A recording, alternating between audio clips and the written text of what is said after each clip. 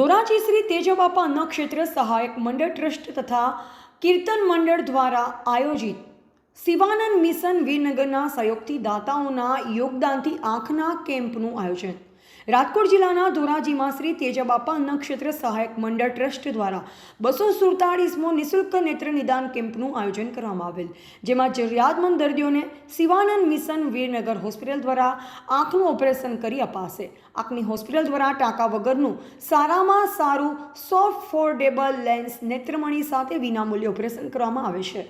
Operation થયા બાદ દર્દી કેમ્પના સ્થળે પરત મૂકવાની વ્યવસ્થા હોસ્પિટલ દ્વારા કરવામાં આવશે। દર્દીને રહેવા જમવા શુદ્ધ ઘીનો શીરો, ચા પાણી, નાસ્તો, ચશ્મા, દવા, ટીપા આપવામાં આવે છે, જેમાં 150થી 200 જેટલા દર્દીઓને તપાસ કરવામાં આવ્યા અને 25 જેટલા દર્દીઓને ઓપરેશન માટે લઈ જવામાં આવ્યા। તમામ દર્દીઓને તેજાબાપાની જગ્યાએ ભોજન કરાવી મોકલવામાં આવ્યા હતા।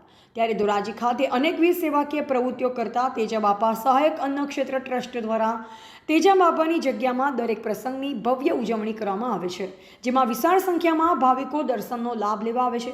આ તકે તેજાબાપા સહાયક અન્નક્ષેત્ર ટ્રસ્ટ પ્રમુખ આર.કે. કોયાણી, સુરેશભાઈ વઘાસિયા અને સભ્ય દ્વારા આ નિઃશુલ્ક નેત્ર નિદાન કેમ્પ સફળ બનાવ્યો। મારું નામ રમેશચંદ્ર કાનજીભાઈ કોયાણી છે। હું ભક્ત શ્રી તેજાબાપા અન્નક્ષેત્ર ટ્રસ્ટમાં પ્રમુખ તરીકે ફરજ બજાવું છું। આજે અમારો નેત્રયજ્ઞ કેમ્પ હતો। 274મો કેમ્પ છે। એમાં 150થી 200 ઓપીડી છે અને લગભગ 20થી 25 ઓપરેશનમાં લઈ જવામાં આવશે અને શનિવારે પાછા મૂકી દેવું અહીં જમાડીને બધાને બસમાં બેસાડશું।